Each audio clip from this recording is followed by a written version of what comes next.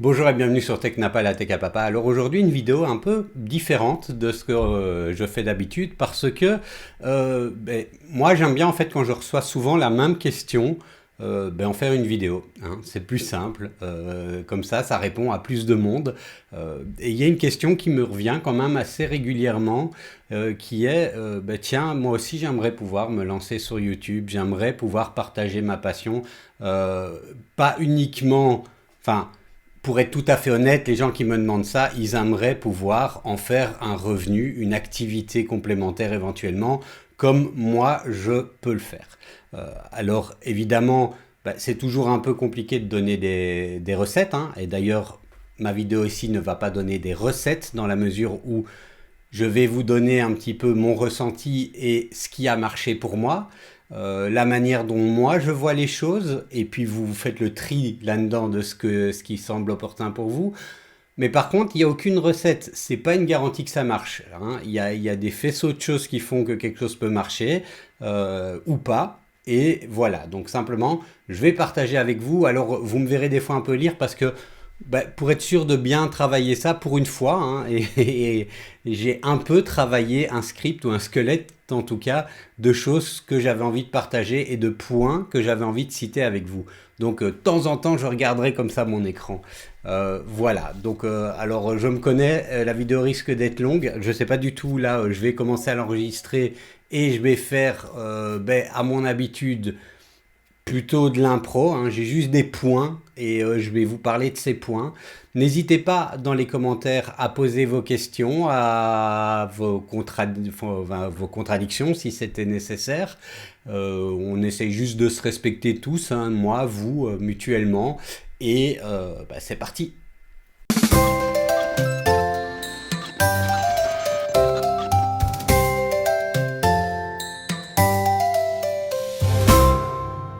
Bon, alors j'ai oublié de dire dans l'introduction, je ne voulais pas faire des points comme vous avez sur des tops générés par IA, hein. Donc l'idée, c'est vraiment de vous parler de mon expérience de youtubeur et non pas de vous parler de points bateaux tout faits qu'on voit qui sont en fait plutôt des projets de business, hein. Moi, je ne vends pas un business, moi je vends l'idée qu'on peut essayer de s'amuser, partager nos connaissances et essayer malgré tout d'en tirer un certain revenu. Je suis contre et personnellement je déteste l'idée de faire un business alors qu'on s'en fout de ce qu'on a envie de vendre. Je pense que un des points qui est important, c'est d'être passionné par ce qu'on fait et par ce qu'on communique. Voilà. Et ça, justement, c'est le premier point, c'est la question de l'authenticité. Moi, je pense que il y a deux manières de faire. On a vu dans tous les domaines. Et aussi un point important, je parle ici de chaînes YouTube qui sont des chaînes technologiques, hein. C'est probablement pas pareil dans tous les secteurs, dans tous les types de chaînes YouTube, des chaînes true crime, des chaînes historiques, des chaînes lifestyle, des chaînes sportives. Donc il y a plein d'angles différents. Moi, je vous parle de ce que je constate pour en avoir fait l'expérience, pour en avoir discuté avec d'autres youtubeurs, pour constater chez d'autres youtubeurs ce qui marche dans notre domaine qui est l'impression 3D, les technologies créatives au sens large, gravure, laser, CNC et autres. Donc voilà, c'est vraiment sur ce champ-là dans lequel je vais intervenir. Première chose à faire, hein, c'est qu'il faut... alors, ça dépend de votre projet aussi. Si simplement vous avez envie de montrer sans une logique de faire un mix entre votre passion et un business, ou un business qui vous permet de vivre de votre passion, ou etc. La première chose que je dirais, c'est de penser votre image. Et penser votre image, alors vous allez me dire, oui, mais toi, ton image, tu penses pas, hein, t'as vu, ton atelier est en bordel et tes cheveux sont en bordel. Euh, oui, mais en fait, c'est penser mon image. C'est quoi? C'est vous êtes vous. Vous êtes authentique et vous partagez, vous, votre authenticité. Les gens n'ont pas besoin, en tout cas dans notre domaine, hein, c'est peut-être pas vrai dans tous les secteurs, mais dans notre domaine, les gens font confiance à une personnalité, à quelqu'un en qui ils ont envie de faire confiance au jugement ou aux capacités ou à la technique. Ça nécessite pas d'avoir l'atelier. Enfin, un truc, j'ai déjà eu des discussions comme ça, j'ai eu des messages qui me disaient oui, ton atelier n'est pas bien rangé, des fois, tu ferais mieux de faire. Et j'ai fait des efforts, hein, je pense qu'il faut trouver un équilibre. J'ai mis des petites loupiettes roses, comme ça, je suis content, il y a des efforts qui sont faits. Mais mon atelier est un atelier où on travaille. Les gens qui viennent voir ma chaîne, ils voient un atelier où on travaille, où il y a des machines qui fonctionnent, ils voient pas simplement un bureau blanc, clair, de quelqu'un qui n'utilise pas les machines qu'il présente. Et ça, je pense que c'est quelque chose qui est intéressant à garder. Euh, c'est l'idée de vous dire, votre image, c'est la crédibilité que vous allez construire. Et cette crédibilité, elle doit être cohérente. Donc, et cette image, elle passe par le style que vous avez, hein, vous êtes vous-même. Moi, c'est vraiment ce que je crois. Alors, c'est probablement à contre-courant de ce que d'autres personnes vont dire et peut-être plus penser à un business où on va orienter en chiffres absolus, etc. Moi, c'est pas ce que je vous vends. Moi, ce que je vous vends, c'est créer votre contenu qui soit à votre image et malgré tout, essayer d'en vivre quand même un petit peu ou en tout cas de vous faire un petit revenu par rapport à ça. Donc votre image passe également par le nom de la chaîne que vous allez lui donner et votre logo. Et ça, c'est important. Alors maintenant, vous avez de la chance, hein. Il y a les IA qui vous permettent de discuter avec et de pouvoir générer un logo. Mais là encore, essayez d'être un minimum créatif, pas un truc bateau. Il faut qu'on reconnaisse votre idée et votre produit directement.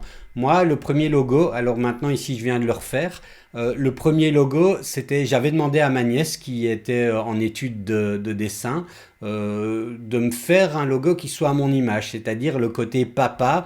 En même temps, je voulais que le contenu soit léger, donc je lui avais demandé de faire ça en forme de dessin. Et puis mon générique était un petit peu à cette image, avec un thème musical un peu fun, un peu amusant, un peu enfantin peut-être. L'idée c'était d'essayer de parler aux gens, d'apprendre, de dialoguer autour de ma passion, autour de la tech. Avec clairement, moi l'idée au début de la chaîne c'était le partage avec l'espoir que je puisse de temps en temps avoir un petit revenu ou ou quelques bobines de filament éventuellement. Après voilà, la chaîne a bien fonctionné et c'est entre guillemets cette réussite que j'ai envie de partager ici et qui sont les conseils. Deuxième point, et ça fait partie de votre image aussi, alors c'est le deuxième point dans le premier point, et ça fait partie de votre image aussi, c'est ne copiez pas les autres. Hein. Trouvez votre angle, soyez vous-même. J'ai déjà pas mal partagé et parlé avec des responsables marketing, des responsables de communication de marques, hein, chez Prusa, chez Creality, et mon contenu en fait est un contenu qui d'un premier abord les marques n'auraient pas vraiment envie de pouvoir travailler avec moi. Déjà, je dis ce que je pense. Je n'ai pas beaucoup de filtres par rapport à ce que j'ai. Mon contenu est long et il n'est pas blindé de ce qu'on appelle des CTA, donc des call to action, où toutes les 3 minutes, vous avez un élément visuel. Nous cliquez dans la description, il y a un affilié où on répète 10 fois si vous voulez. Donc ça fait partie des bonnes pratiques pour faire beaucoup de fric. Ça fait pas partie des bonnes pratiques pour faire une chaîne crédible et cohérente qui soit à votre image. Voilà. Et moi, c'est une pratique que je ne fais pas. Et donc, a priori, les marques, quand vous travaillez avec elles, elles veulent ça. Elles veulent, en fait, des publicités qui soient conformes à ce que les écoles de marketing mettent en avant en matière de marketing, justement. Et moi, c'est un autre projet que je vous propose. Et c'est un autre projet que j'ai moi, c'est de minimiser. Alors, ça ne veut pas dire qu'il ne faut pas du tout faire de marketing et de publicité. Hein. Ça, c'est naïf de penser qu'on peut s'en passer. Mais il faut toujours trouver l'équilibre. Moi, ma vie, elle est basée là-dessus, hein, sur l'équilibre. Il faut toujours trouver l'équilibre entre l'authenticité et le marketing ou la publicité. Ensuite, un point, et ça je pense que c'est important, et des fois je vois certains de mes collègues se tromper là-dessus, alors pas mes collègues proches, hein, parce que eux, c'est d'ailleurs pour ça que je les apprécie beaucoup, ils font un travail que je trouve vraiment très très bien, mais c'est la forme. Alors, la forme est importante, hein. Il faut que la vidéo, on n'ait pas juste envie de vomir en la regardant, c'est certain. Donc c'est pour ça que moi j'ai dû travailler mon son, j'ai travaillé comme je pouvais mon image. Bonjour et bienvenue sur la chaîne de Technapa. Alors aujourd'hui, je vais vous présenter cette machine et surtout en faire l'unboxing. La machine semble bien emballée, elle n'est pas très lourde. Mais la forme ne doit pas prendre le dessus sur le fond dans notre secteur. Parce que ce qu'on veut, c'est... alors, il y a peut-être du divertissement, c'est toujours plus chouette quand une vidéo est un peu divertissante. Mais ce que les gens cherchent sous nos chaînes, hein, sur les chaînes de personnes qui veulent faire du contenu, des revues, des reportages techniques, vulgarisatrices de la technique ou expliquant une machine ou en faisant la revue. Donc ces gens-là, ils veulent de l'information avant tout, pas du divertissement.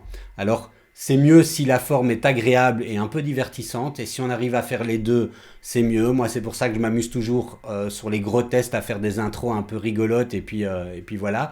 J'ai vu que Bamboo annonçait une machine révolutionnaire. J'étais excité. J'ai demandé à Bamboo si je pouvais la tester. Ils m'ont dit non. J'ai demandé pourquoi. Ils m'ont dit parce que. J'ai insisté. Ils ont dit non. J'ai déprimé. Le 25 mars, Bamboo a lancé la machine. Je me suis dit, ouais, pourquoi pas. J'ai hésité. J'ai cherché une excuse pour l'acheter. J'ai regardé dans mon atelier. J'avais pas besoin d'imprimante grand format. J'en avais déjà plein. J'ai cherché une autre excuse. J'avais pas besoin d'une imprimante double tête. J'en ai déjà une. J'ai cherché une autre excuse. J'avais pas besoin d'un laser. J'en ai plusieurs. J'ai cherché une autre excuse. Découper des petites fleurs. J'avais déjà une machine pour ça. J'avais aucune raison de l'acheter. Donc je l'ai commandé. La version laser était en rupture de stock. Ça tombait bien. J'en avais pas besoin. J'ai pris la version combo. La livraison était annoncée rapide. J'étais excité. J'ai payé 140 € la livraison. Je m'attendais à ce qu'elle arrive en carrosse. J'ai attendu. Attendu. Encore attendu. Et encore attendu. Finalement, elle est arrivée. J'étais pas chez moi. Ma fille a pris le colis. Il était défoncé. Le colis était lourd. J'ai eu du mal à le porter. Bref, j'ai acheté une Bamboo H2D. Mais ce que les gens veulent avant tout, c'est de l'information. Si vous faites simplement une chaîne clown où vous ne savez pas vraiment de quoi vous parlez, il y a une image très belle, hein, des vidéos très bien montées avec une belle musique, beaucoup de sons, mais en fait, à la fois vous dites des conneries, vous ne montrez rien et voilà, c'est juste une publicité qui dure 8 minutes parce qu'en général, ces tests-là durent 8 minutes et pas 35, hein. Ça a pas, enfin voilà, ça n'a pas beaucoup de sens, cette valeur ajoutée pour crédibiliser votre propos et pour avoir une communauté qui vous suit derrière. Ça, c'est le premier point. Ensuite, deuxième point, vrai point dont je voudrais discuter avec vous, c'est la question de l'investissement personnel. Et là, j'ai envie de dire, pas de miracle, pas de raccourci. Voilà, tout simplement. C'est vrai que quand vous voyez les chaînes YouTube, que ce soit la mienne, celle de Thomas Polyworkshop, Easydon, Coben, enfin tous ceux que vous pouvez voir dans notre secteur, on peut donner l'impression qu'en fait tout est facile pour nous. On a les machines comme ça, les vues montent sans qu'on fasse d'efforts, il suffit de se mettre derrière une caméra et faire le clown pendant un quart d'heure et hop, c'est magique. Et en fait, c'est faux, c'est absolument faux. Sans investissement, pas de miracle. Et l'investissement, il est à la fois en termes de temps, hein, parce que, bon, je l'ai déjà dit plusieurs fois, mais le temps de travail que nécessite une vidéo bien construite, crédible, documentée, c'est énormément. Il y a la vidéo, il y a les recherches, il y a le montage, il y a prendre en main les machines, hein. Quand c'est un test, c'est prendre en main les machines. Quand c'est un reportage, eh ben, vous devez aller dans l'autre pays couvrir, faire des journées où vous faites 10-12 heures de marche et de discussion avec les autres. Donc ça, c'est un point qui est vraiment important à garder en tête, c'est qu'il va falloir investir. Il faut que vous soyez prêt à l'investissement. Si vous voulez avoir une chaîne un petit peu comme la mienne, où il y a beaucoup d'opportunités de tests, où je suis invité par les marques et où au final je dégage un chiffre d'affaires. Alors je vais être tout à fait transparent, honnête avec vous. Le chiffre d'affaires de l'année dernière, hein, c'est pas le bénéfice, hein, on est bien, le chiffre d'affaires de l'année dernière entre les contrats rémunérés, les reventes de machines, j'ai dégagé 48 927 €. Voilà, comme ça, vous le voyez. Donc, à côté de ça, c'est vraiment un temps plein. Et donc, j'ai un double temps plein. Alors, c'est un chiffre qui est bien pour le travail que je fais. Et là, je parle de chiffre d'affaires, hein, c'est pas de l'argent que je peux utiliser moi. hein. C'est vraiment derrière, il y a, enfin, vu que je suis en activité complémentaire, je suis énormément taxé sur ce chiffre d'affaires. Alors, je peux évidemment diminuer la taxation en réinvestissant, en faisant des dépenses qui sont exonérables, mais je ne peux pas faire 1 million de dépenses. Et puis des fois, l'argent, j'aimerais bien garder pour moi. Donc moi, je réinvestis beaucoup dans la chaîne. Je paye mes voyages avec ça, parce que tous mes voyages ne sont pas couverts par des marques. J'achète pas mal de matériel, et notamment pour les tests, hein. Tout n'est pas offert par les marques, parce que j'ai la chance d'avoir l'opportunité de pouvoir faire des vidéos avec toutes les marques, mais je ne suis pas d'accord avec toutes les marques sur les conditions qu'elles me demandent pour faire les vidéos. Et ça, c'est un point sur lequel je reviendrai après. Il faut garder sa ligne de conduite éditoriale et son éthique. Ça, c'est important. Et donc, il y a des vidéos, des machines. Par exemple, j'aimerais la Sovol, par exemple, MD1, je l'ai kickstarté et je la paye moi, parce que je ne veux pas accepter les conditions marketing qui sont derrière. Et j'ai fait ça avec plusieurs marques, et voilà. Hein. Et à partir du moment où on me demande quelque chose qui contrevient à l'éthique que je me donne et à la transparence que je veux avoir sur ma chaîne et puis vis-à-vis de vous, eh ben, l'argent gagné est réinvesti pour quand même continuer ce que je veux. S'il y a des machines que je sais que c'est un peu intéressant de montrer parce qu'elle a un rapport qualité-prix intéressant pour les gens qui ne peuvent pas toujours mettre des grands moyens, parce qu'elle apporte quelque chose que j'ai envie de tester parce que je suis un grand curieux, ça, c'est voilà, c'est à ça que sert le réinvestissement. Parce que voilà, si je commençais à mettre en société et me payer un revenu, il faudrait des cotisations sociales supplémentaires et tout ça, et c'est juste pas possible. Donc, pour moi, je suis content d'avoir cette année, hein, j'ai pas gagné ces 4 dernières années ce montant-là. Hein. La première année, j'ai gagné 2 000 € de chiffre d'affaires et je me suis fait un bénéfice de 400 €, un truc comme ça. Donc, mais progressivement, ça fonctionne de mieux en mieux. Mais il y a énormément de travail. C'est vraiment un temps plein le travail pour moi, pour arriver à ce montant-là. Je ne dis pas que vous devez faire un temps plein pour travailler. À vous de voir quel est votre besoin, quelle est votre envie. Moi, je suis quelqu'un qui est drogué au travail. J'adore travailler et en même temps, j'ai acheté une maison, j'ai un besoin d'argent et j'ai besoin de faire 2 temps plein parce que la vie coûte cher. Et comme vous le voyez, les montants donnés sont intéressants, mais après, une fois qu'on a retiré les impôts, etc., en main, cette deuxième activité, même si c'est un temps plein, j'ai absolument pas, entre guillemets, le salaire d'un temps plein avec ça. Donc ça, c'est un point. Il faut que vous soyez prêt à ça. Il faut que vous le sachiez. Ensuite, l'investissement financier, c'est un point qui est important aussi à savoir. Il n'y a pas de miracle. Au début, j'ai dû m'acheter une meilleure caméra ou j'avais acheté un iPhone un peu meilleur parce que mon premier téléphone était tout pourri et filmait mal.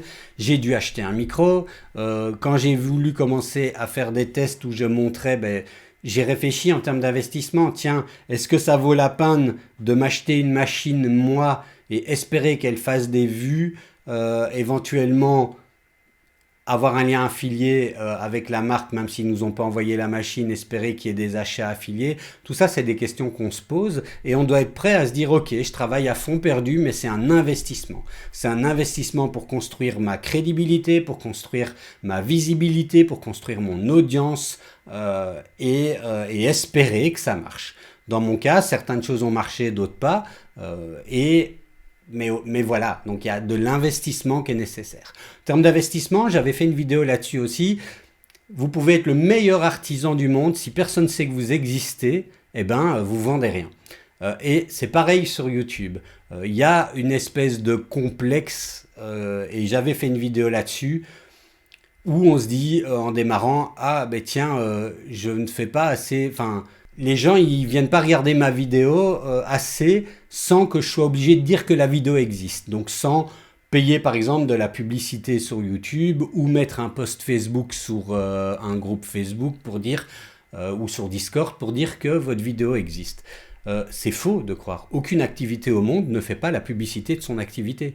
Même les hôpitaux, en fait, des fois font l'activité de leur publicité. Rien qu'avec Un panneau disant que l'hôpital est là-bas, c'est une manière de dire l'hôpital est là-bas, hein, donc on existe là-bas. Parce que si vous allez à l'autre hôpital qui se montre mieux, eh ben c'est l'autre hôpital qui gagnera les sous. Donc voilà, donc ça c'est un point à savoir, il ne faut pas culpabiliser si lorsque votre activité commence à grandir, vous passez par des publicités rémunérées pour mettre en avant la chaîne. Et il faut encore moins culpabiliser, et je vous renvoie à la vidéo, vous pouvez retrouver sur ma chaîne que j'avais fait dessus, il faut encore moins culpabiliser quand vous savez que c'est même l'objectif de YouTube. Il n'y a plus aucun YouTuber qui a un peu d'audience, qui est un peu grand, qui ne passe pas par d'une manière ou d'une autre, par une mise en publicité. Soit ils passent par des agences qui vont gérer leur Google Ads eux-mêmes et faire des campagnes sous Google Ads de publicité, soit ils passent par l'outil interne à YouTube, mais il y a de la publicité. Soit ils passent par des publications sponsorisées sur Facebook, soit ils font tout, mais il y a de la publicité. Et maintenant, YouTube, en fait, malheureusement, ne met pratiquement... C'est devenu, ça se retourne un peu contre nous, mais pas à titre individuel, à titre collectif. Une chaîne, une vidéo sur laquelle on ne ferait pas une publicité va moins exister, hein, et même si la vidéo est géniale. Alors je dis pas que mes vidéos sont géniales, hein, je parle de manière générale, et il faut qu'il y ait, ou alors l'autre chose, mais il faut que la vidéo ait un potentiel de viralité. Et là, elle peut partir tout seul sans publicité. Mais ça marche pas dans notre segment. Il y a très peu de vidéos dans notre segment technologique dans laquelle il y a une viralité possible. Ou alors on fait des grosses conneries et puis la vidéo, enfin voilà, mais si on veut être sérieux, sobre et informé, vous vous exposez pas à pouvoir avoir des vidéos qui sont virales. Pareil, moi, et ça c'est un conseil et c'est un investissement, les voyages. Alors très vite sur ma chaîne, j'ai fait des voyages pour aller visiter des salons à l'international, le Formnext en Allemagne, je suis allé en Chine et tout ça. Vous imaginez bien, et surtout quand j'ai commencé la chaîne, que ces voyages n'étaient pas payés. Alors là, j'ai eu quelques voyages, quelques couvertures de salons qui ont été prises en charge par des sponsors, mais c'est pas le cas systématiquement toujours maintenant. Et même si c'est le cas, en général, le remboursement des frais est quand même assez limité et on fait quand même des dépenses sur place. Des dépenses qu'on met de notre poche et donc voilà, hein, c'est un flux, on investit notre activité là-dedans. Donc ça, c'est quelque chose qui est important à savoir.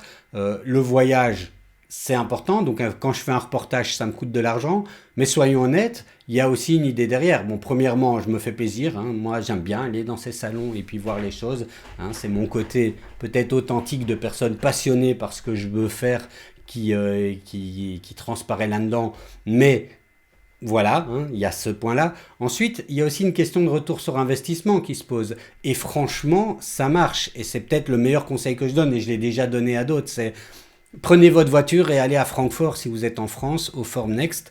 On peut trouver facilement des entrées gratuites à peu près partout. Et puis si vous ne le trouvez pas et que vous payez les 150 € d'entrée, à la limite c'est un investissement. Mais bon, je vous dis, on peut trouver des tickets gratuitement facilement. Et c'est le meilleur endroit pour vous faire connaître auprès des marques. Parce que là, vous voyez les responsables marketing, vous leur parlez, vous leur montrez votre chaîne, vous leur expliquez votre projet et ça peut ne pas marcher du tout, hein, mais en tout cas, moi, c'est comme ça que ça a marché avec beaucoup de marques. Je vais prendre un exemple Prusa, il y a peu de... Donc dans la francophonie, il y a peu d'influenceurs qui travaillent avec Prusa. Et d'ailleurs, même dans le monde entier, ils n'ont qu'un nombre limité d'influenceurs, contrairement aux marques chinoises qui, des fois, essayent de couvrir tout le monde, tous ceux qui commencent à avoir un peu de crédibilité, de taille, d'audience.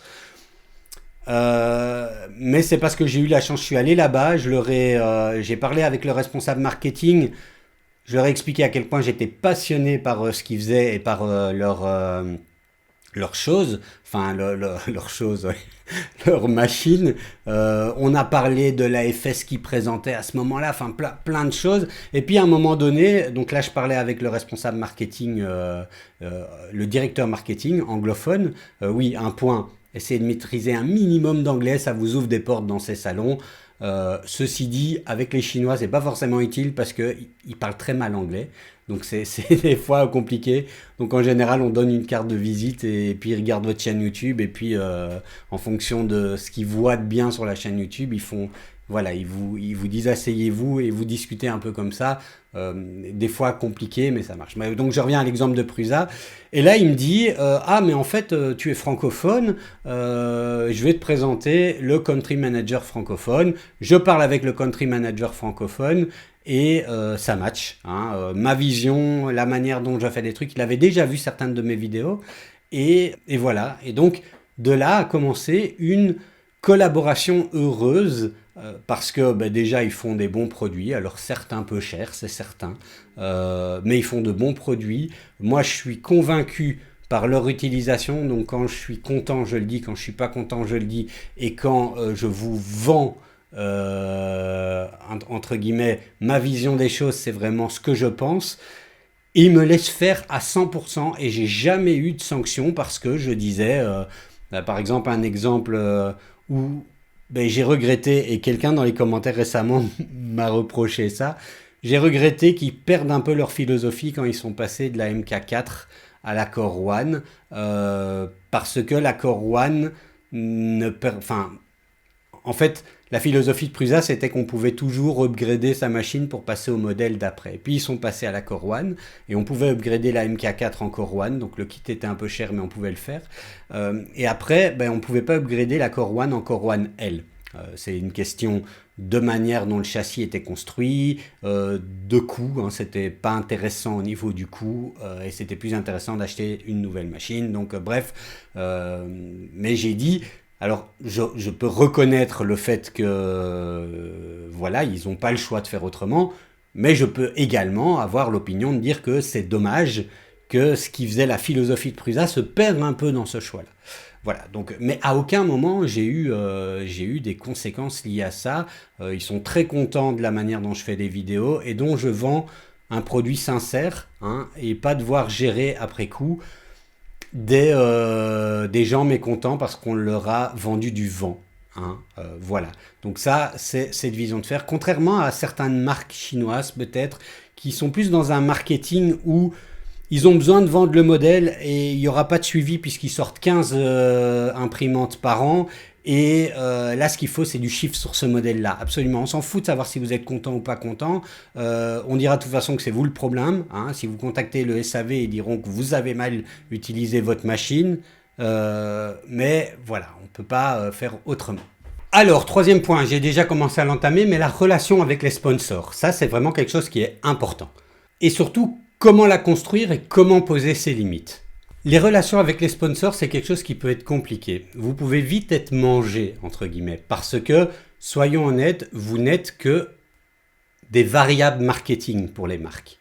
Vous avez envie d'avoir des partenariats avec eux, mais eux, ce qu'ils veulent, c'est du chiffre, un nombre de clics sur des ventes affiliées. En tout cas, beaucoup de marques qui ne font pas du marketing de notoriété. Et moi, par exemple, je suis pas un bon vendeur. J'espère toujours que les gens cliquent sur les liens affiliés, ça envoie un message à la marque et ça me fait un peu de tout. Mais je suis pas un bon vendeur. Je vais pas remettre sur mon Facebook 10 fois par jour. N'oubliez pas, vous pouvez acheter cette machine avec le lien affilié. Je vais pas le répéter 10 fois. Je vais pas. Enfin bref, voilà. Je suis pas un très bon vendeur. Et je fais plutôt ce qu'on appelle du marketing de notoriété. Ça veut dire que je contribue à montrer la valeur de la marque en essayant d'être sincère et en essayant de montrer une approche claire et objective du produit, pas poussée à l'achat. Il y a d'autres influenceurs, youtubeurs, instagrammeurs, tiktokers qui vont faire une autre approche et qui, eux, l'objectif de la vidéo n'est pas de montrer le produit, c'est de vendre le produit. C'est un autre objectif et c'est à vous à déterminer votre objectif. Moi, ici, les conseils que je donne ne vont pas vous aider dans cet objectif. Si vraiment la seule chose qui vous intéresse, c'est pas de partager avec les autres, c'est pas de vous montrer un produit, c'est pas de montrer ses forces et faiblesses, c'est vendre le produit. Dans ce cas-là, il y a d'autres conseils à prendre et moi, je suis pas le mieux équipé pour donner ces conseils-là parce que je suis vraiment pas un bon vendeur. Mais donc, si vous êtes plutôt dans ma logique et que vous voulez collaborer avec des marques, eh ben, vous allez vous retrouver confronté à un problème, c'est que ces marques va vous demander de faire des choses dans lesquelles vous ne seriez pas à l'aise. Soyons tout à fait clairs, les marques peuvent nous demander de taire certaines choses qu'ils savent comme étant des faiblesses, de ne parler que de certaines choses. Alors toutes les marques ne le font pas et je ne vais pas ici citer les marques, ce n'est pas l'objectif, mais sachez que ça peut arriver, hein. Donc il y a des marques avec lesquelles vous aurez plus difficile à collaborer qu'avec d'autres parce qu'ils sont vraiment dans une logique de marketing de chiffres et non pas de marketing de notoriété. Ces marques-là, eh ben, il faut accepter de ne pas travailler avec eux, en tout cas au début. Tant que vous construisez votre notoriété, si vous voulez être crédible et construire votre notoriété et votre audience, n'acceptez pas de travailler avec des marques qui vont vous obliger à modifier la manière dont vous voulez être authentique. Et dites-leur, non désolé, moi ça je ne veux pas. Je n'ai pas envie de faire comme ça. Non, désolé, ça je ne vais pas dire ou je préfère faire un contenu authentique. Ils ne travailleront pas avec vous, pas au début. Mais petit à petit, si vous acceptez, il y a des marques qui accepteront votre ton, faut bien leur expliquer. Qui viendront petit à petit et vous construirez votre propre notoriété. Et à ce moment-là, vous aurez du crédit et de l'argument pour dire aux marques après, bon voilà, je me présente, j'ai ma chaîne, elle a autant d'abonnés, voilà mon approche, voilà ce que je propose de faire. Et en fait, à ce moment-là, le rapport de force s'inverse. Hein, vous n'êtes pas demandeur et mendiant. Et ça, je pense que ça, c'est un point à savoir et beaucoup le savent. Il est évident que nous, on aime bien recevoir des machines gratuitement. Il est évident aussi que vous qui regardez la chaîne, vous aimeriez bien aussi avoir l'opportunité que j'ai. Et il est évident que si vous vous lancez sur une chaîne YouTube, vous aimeriez bien également bénéficier de l'opportunité que j'ai. Mais ça ne s'est pas fait du jour au lendemain. Déjà, ça se construit, comme je l'explique. Et ensuite, il y a quelque chose qu'il faut savoir, hein, c'est... Je reprends un proverbe africain que j'ai toujours eu en tête, qui est la main qui donne et la main est toujours au-dessus. Si vous êtes très demandeur, si vous fixez pas vos limites, si vous acceptez tout et n'importe quoi juste pour pouvoir avoir la chance d'avoir un produit gratuit, très vite on verra que vous avez faim et on exigera de vous beaucoup pour vous donner à manger. En gros, voilà.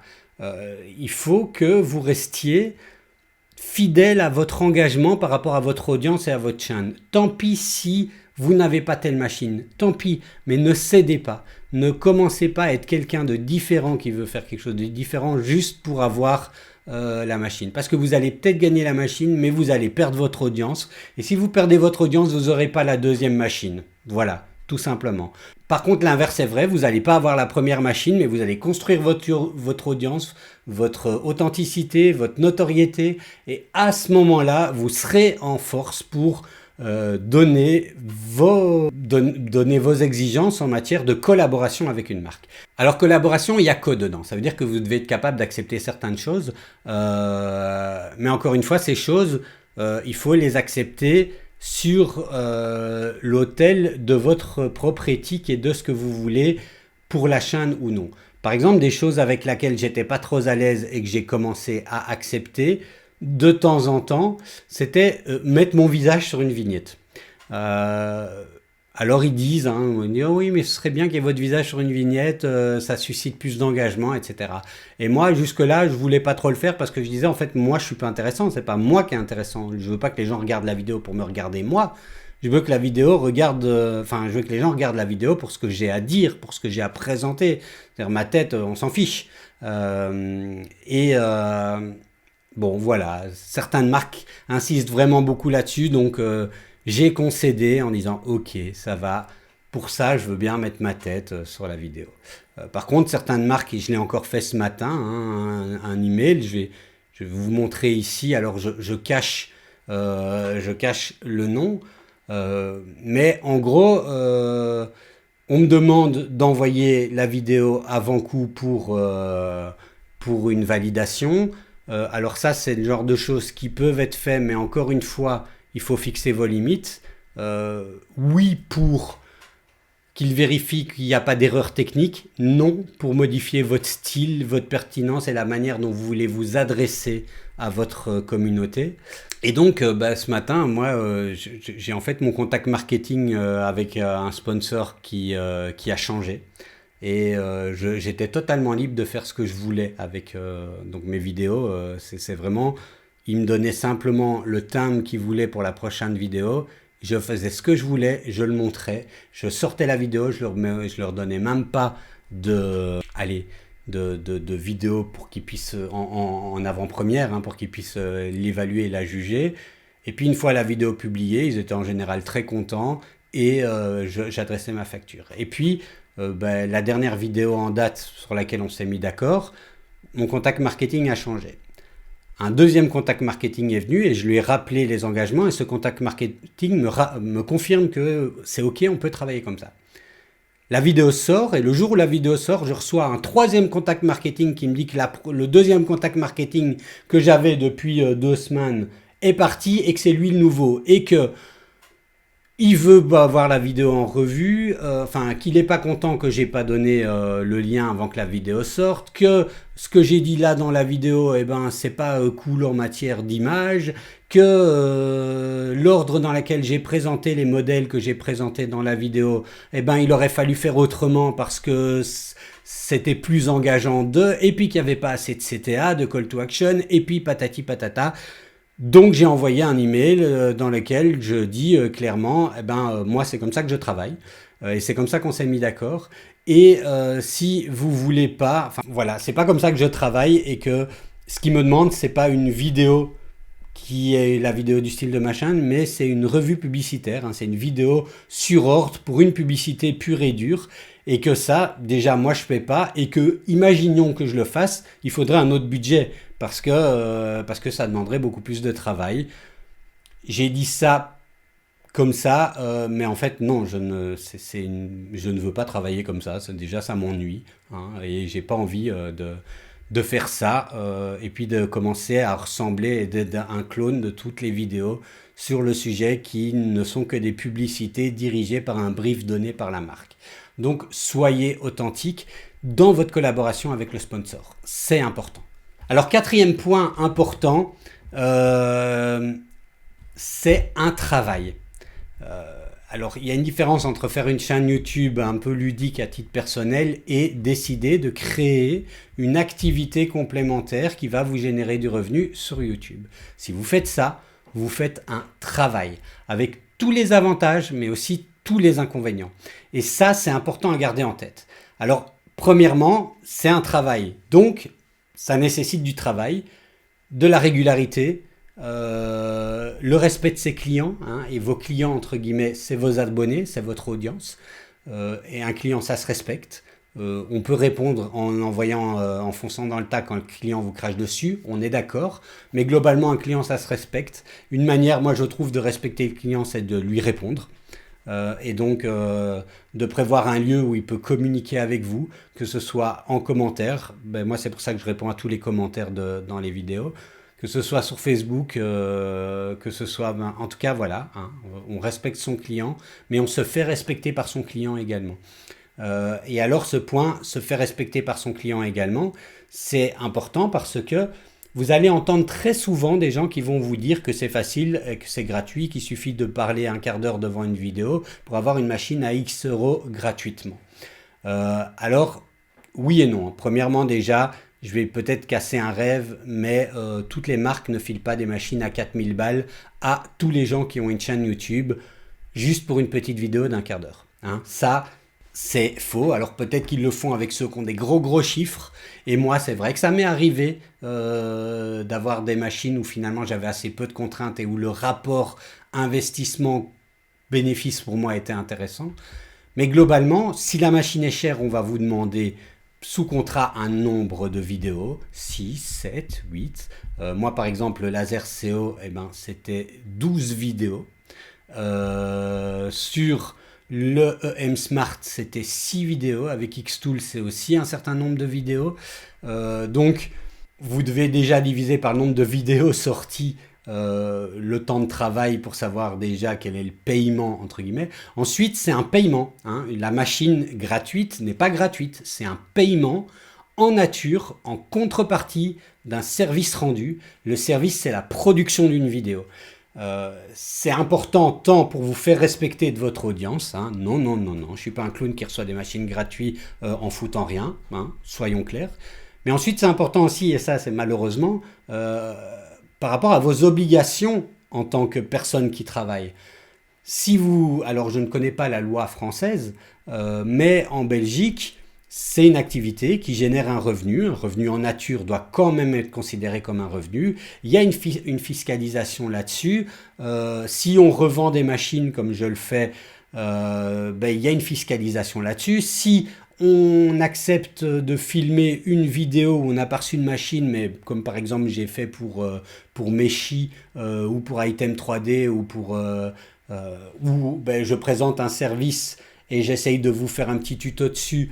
Et en contrepartie, soit j'ai reçu un abonnement qui n'est pas gratuit, enfin qui est gratuit mais pas gratuit, du coup c'est le paiement, soit un paiement, hein, un contrat avec un paiement, on dit 300, 400, 500 euros pour la vidéo en fonction du type de vidéo. Et ça c'est un revenu également qu'il faut fiscaliser d'une certaine manière, et il faut vous mettre en ordre vis-à-vis de ça. On respecte la loi quand on fait du travail, en tout cas c'est ma vision des choses, et on essaye, alors je ne dis pas que, et j'espère que c'est pas le cas, mais je ne dis pas que j'ai pas des fois commis des erreurs fiscales, hein, qu'il y a des choses que j'ai pas enregistrées bien comme il fallait de ça, mais globalement, faites-le. Et faites-le, si vous le faites pas parce que vous êtes un grand défenseur des impôts et du rôle des impôts dans le fonctionnement d'une société, faites-le simplement parce que si vous le faites pas, vous pouvez perdre du jour au lendemain tout votre travail à cause d'un contrôle fiscal qui va vous tomber dessus. Moi, c'est vraiment une crainte que j'ai, et pourtant, je fais vraiment tout ce que je peux pour éviter que ça arrive, mais c'est une crainte que j'ai. Donc, voilà. Hein, ça, si jamais ça devait arriver, faites-le. Et puis, pour ceux qui ont la ref... Si c'était si facile, tout le monde le ferait. Hein, autre conseil, en tout cas ce qui marche pour moi, c'est ne scriptez pas tout. Il y a des gens qui scriptent tout et qui lisent sur prompteur. Chez certaines personnes, ça marche bien. Je connais des gens dont je suis très proche, je ne me rends pas compte qu'ils lisent le prompteur, ils font ça très bien et c'est crédible. Beaucoup d'autres, c'est pas crédible et ça perd le sens de l'authenticité.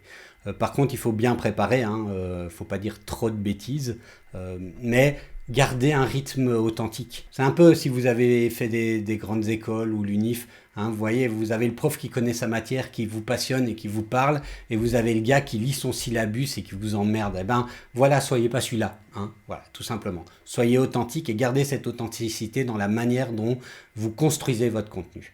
Alors, autre point qui est de la logique de l'authenticité et de la crédibilité, et on peut en discuter, hein, c'est n'essayez pas de cacher vos erreurs ou vos faiblesses. Il m'est arrivé régulièrement dans des vidéos de dire ça j'y suis pas arrivé, tiens ça c'est le résultat, il est pas top parce que je suis pas doué, j'ai fait une erreur, je l'ai monté de travers et voilà, je vous remonte plutôt que de couper, je pourrais couper et pas montrer que j'ai monté de travers et donner l'impression que le montage est super facile et puis vous faire passer le message à vous quand vous ferez l'erreur aussi, qu'en fait vous êtes con, hein, et c'est pas ça, c'est pas le cas. Moi ce que j'ai envie c'est que si moi j'ai fait une erreur, comme je ne suis pas plus intelligent ou plus con qu'un autre, si je l'ai fait, peut-être que vous la ferez. Donc si je peux vous aider à ne pas la faire, c'est tant mieux. Et ça, c'est le genre de contenu authentique que je pense qui peut aider et qui fait que mon contenu fonctionne bien. Et que j'ai régulièrement des messages qui vont dans ce sens. Et puis, ça construit votre crédibilité à vous. Hein. Vous êtes humain, en fait. Vous n'êtes pas parfait, vous êtes humain. Et ça... Pour moi, c'est un point fort et pas un point faible. Toujours en matière de crédibilité, vérifiez. Il se peut que vous receviez des scripts. Alors, il y a des marques qui vous envoient des scripts complets. Il y a des marques qui vous envoient des product briefs. Et il y a des marques qui vous envoient un mail avec les points forts. Vérifiez. En fait, les gens que vous allez avoir en contact, hein, par exemple chez Creality, chez Xtool, chez d'autres, sont des gens qui sont des agents marketing. Ils ne connaissent rien en machine, ils reçoivent eux-mêmes des fiches produits. des fois il y a des erreurs dans ces fiches produits. C'est pas eux qui vont être mis en avant. C'est pas eux qui vont avoir les gens qui vont dire mais pourquoi tu dis qu'il y a ça alors qu'en fait il n'y a pas ça. Donc c'est pas eux qui auront l'air pas crédibles. Donc si vous n'êtes pas dans la logique de simplement être des pouces cartons, que vous vous intéressez à la machine, eh ben faites vous-même vérifier quoi, vérifier simplement. Moi par exemple, c'est comme ça que je travaille.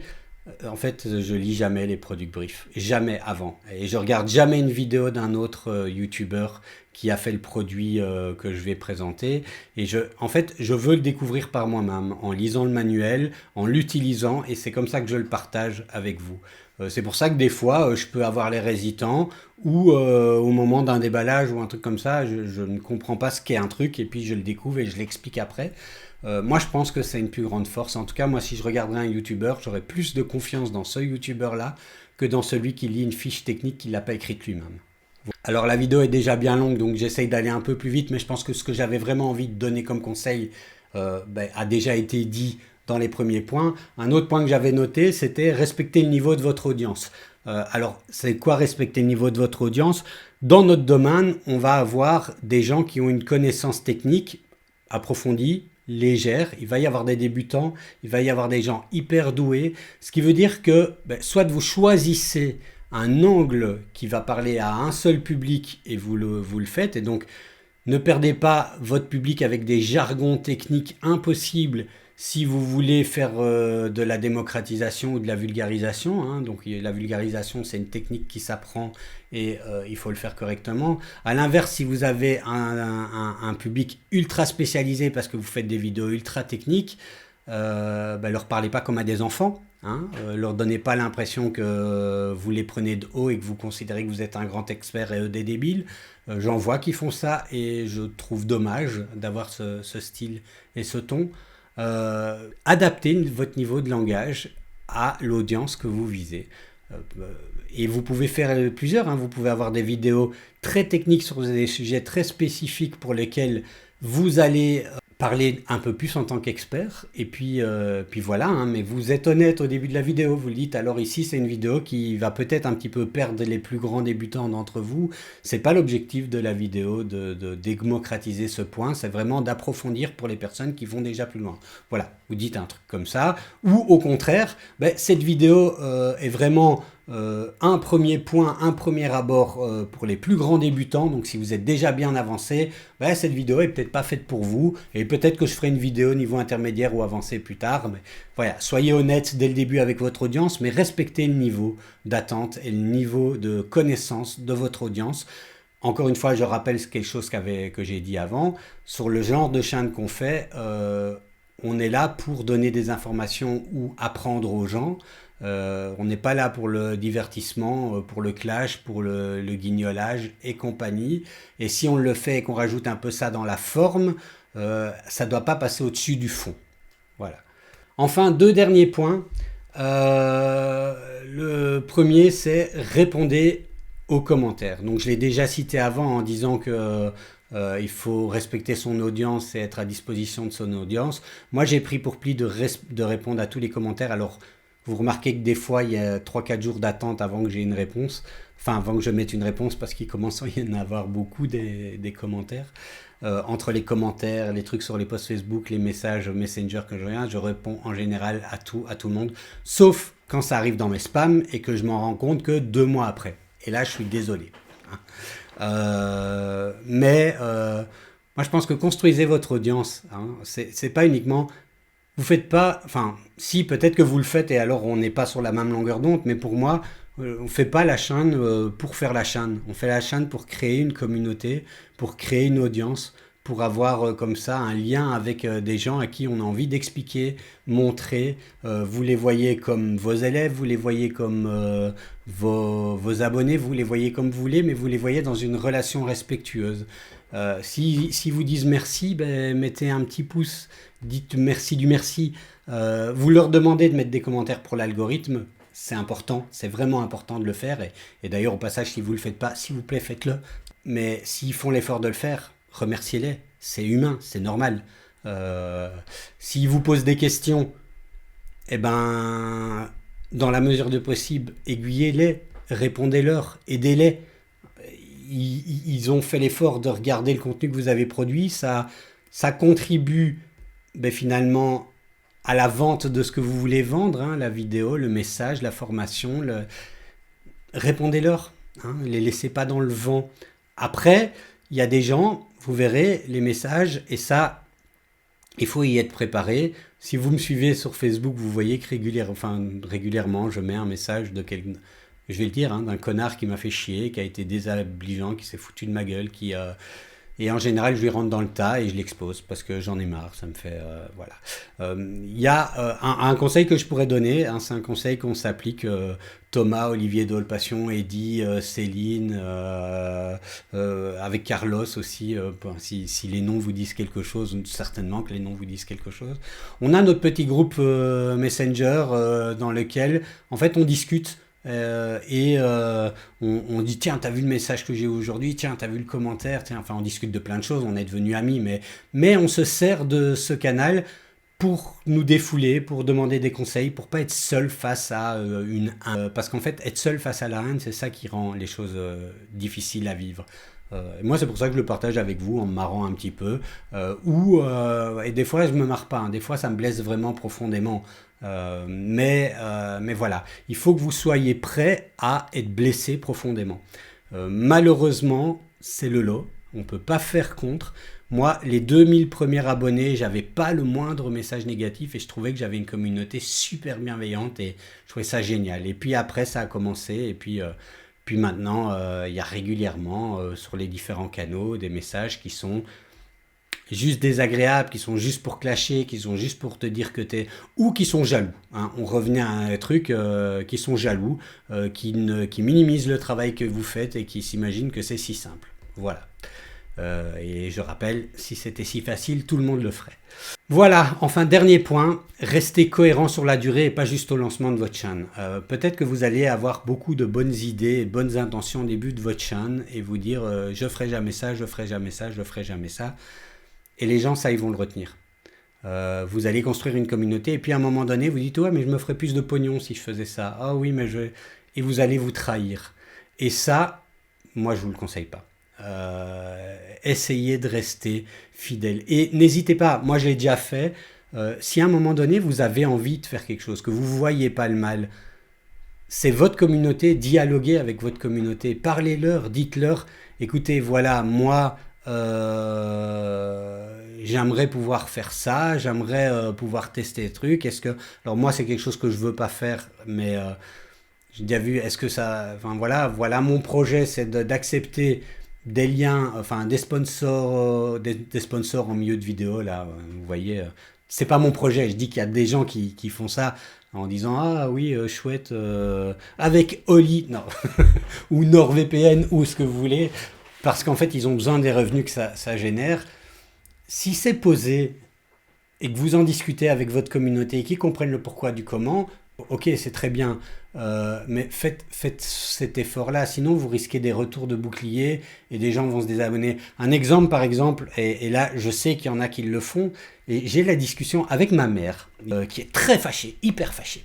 Pas sur moi, hein, sur un autre youtubeur qu'elle suit. Ma mère, elle suit plein de youtubeurs, des youtubeurs que moi j'aime pas, mais elle suit un youtubeur depuis longtemps, qui a commencé et qui faisait des vidéos qu'elle appréciait, et elle considère, elle a raison, qu'elle a contribué, pas elle toute seule, mais avec tous ceux comme elle qui ont contribué à faire le succès de sa chaîne, à faire le succès de sa chaîne. Et est arrivé sur YouTube les abonnements, donc le contenu spécifique aux abonnés qui payent un supplément, 2 euros, 3 euros, 5 euros par mois pour être sur cette chaîne YouTube. Le mécanisme en soi ne pose pas de problème. Je ne suis pas occupé de dire que les youtubeurs qui font ça, c'est pas bien. Ce que je suis occupé de dire, c'est que ma mère, là, sur le coup, ce youtubeur-là a commencé à mettre à peu près toutes les vidéos intéressantes là-dedans, et il n'y avait plus que des petites vidéos teaser et puis des trucs un peu nuls, gratuitement accessibles à tous. Ma mère n'a pas vraiment les moyens de payer des abonnements à tout le monde, donc elle décide d'en payer à aucun. Et je le comprends, tout à fait. Pour pas favoriser l'un par rapport à l'autre. Et elle est très fâchée.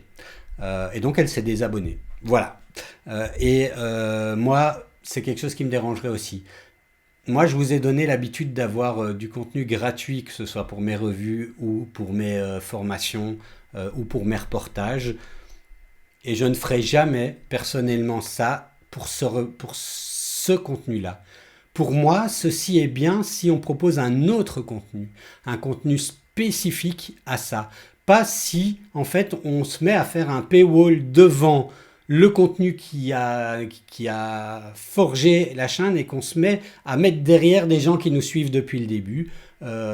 Ça, moi, je trouve que ça, c'est pas correct. C'est quelque chose que je n'apprécie pas, et ni en tant que personne qui regarde YouTube, ni en tant que YouTuber. Par contre, si alors moi, bon, moi je fais déjà les reportages, mais je prenais l'exemple. Si un youtubeur qui n'a jamais fait de reportage avait envie de commencer à le faire et dit, bah, tiens, pour ce projet-là, j'ai besoin d'argent, j'ai besoin de financement.